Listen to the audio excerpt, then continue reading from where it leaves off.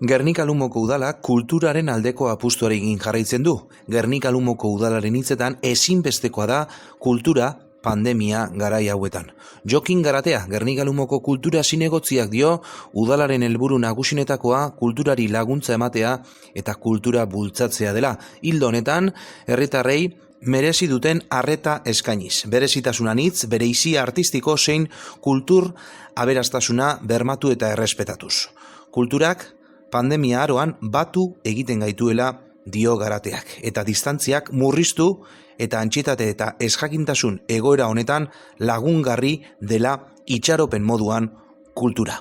Hildo honetan Gernika-Lumoko kulturretxean urtarriaren 28 bitartean Itxasne Zubiriren pandemian bizi izandakoa oleo marrazki eta mugikor argazki bidezko erakusketa duzu ikusgai, eta era paraleloan Gernika-Lumoko udalaren eta Gernika-Lumoko kulturretxearen eskutik, fotoka Gernika-Lumoko argazkilaritza elkarteak berriro ere bere lana kalera ateratu.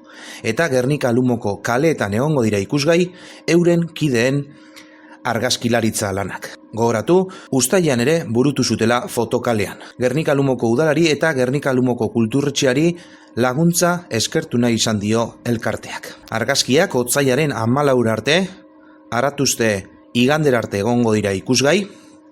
14 argazkik osatzen dute fotokalean 2 hau, euskarri handikoak dira argazkiak, zuri beltzezkoak zein kolorezkoak. Bertan, erretratuak, paisaiak, animaliak zein narratiba arloko argazkiak agertzen dira. Bere egileak, Iñaki Unamuno, Jesus Carmona, Raúl Arroyo, Joseba Moreno, Iñaki Zenigaona India, Ruben Petralanda, Toribio Beares, Aitor Arana, Jose Ramón Eresuma, Martín Montes, Iker Pardo, Eneko Ibarguengoitia, Jon Beristain eta Jose Ramón Zaldunbide. Jokin Garatea Gernika-Lumoko kultura zinegotziak bi erakusketa hauekin gozatzeko deia egin die herritarrei.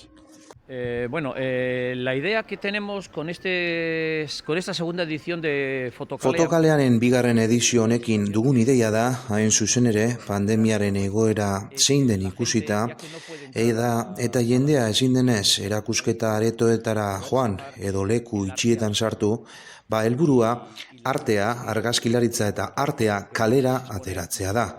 Eta zer hobeto, Gernika-Lumoko udalak jarritako panel hauen bitartez erakustaraztea zein den gure lana. Jendeak disfruta desan.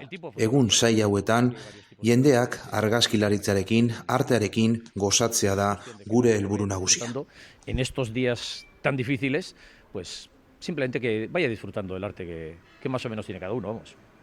Rubek esan daben moduan, gure asmoa, kulturretxeko asmoa eta udalentzaren asmoa, izan da batetik Gernikako elkartei laguntzea urte gatz honetan, eta arteak kaleratzea. Eta arte kale honetan, zer hobe, holan erakusgai izatie baino, argazki erakusketa bat, orain argazki erakusketa hau daukagu, honen neurrean aurretik izan dugu beste bat Gernika Zarrarena, eta gure asmoa da aldan neurrizen edo, esan dugun moduen, batetik elkartei laguntzea, eta bestetik kalera ataratzea Gernikako elkarte guztiek egiten duten lana, Gernikako biztanle guztiek ezagutu deizen gauza asko egiten derala eta gauza onak egiten direla.